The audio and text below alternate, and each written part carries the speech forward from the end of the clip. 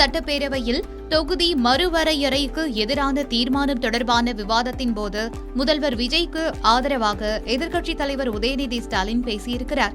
நாடாளுமன்றத்தில் தமிழ்நாட்டு எம்பிக்களுடைய விதிகாச்சாரம், நம்மளுடைய ரெப்ரசன்டேஷன் இப்ப இருக்கக்கூடிய 7.18% குறைக்க அனுமதிக்க கூடாதுன்னு மீண்டும் வலியுறுத்தி சொல்லி அரசு கொண்டு வந்திருக்கக்கூடிய இந்த தீர்மானத்தை நாங்கள் வரவேற்கின்றோம்.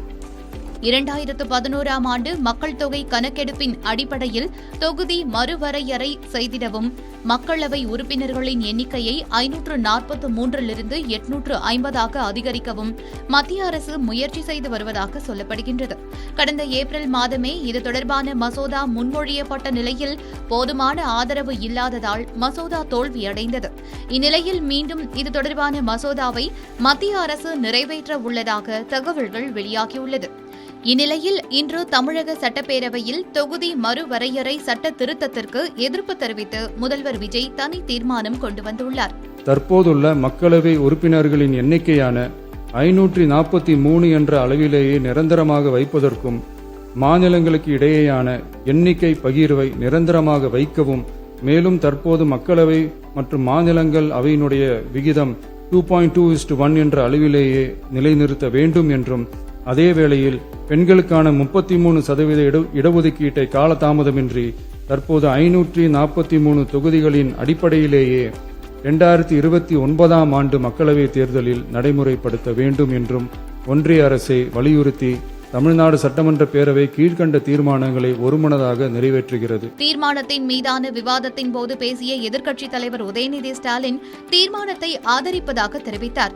நாடாளுமன்றத்தில் தமிழ்நாட்டு எம்பிக்களுடைய விதிகாச்சாரம், நம்மளுடைய ரெப்ரசன்டேஷன் இப்ப இருக்கக்கூடிய 7.18% குறைக்க அனுமதிக்க கூடாதுன்னு மீண்டும் வலியுறுத்தி சொல்லி அரசு கொண்டு வந்திருக்கக்கூடிய இந்த தீர்மானத்தை நாங்கள் வரவேற்கின்றோம்.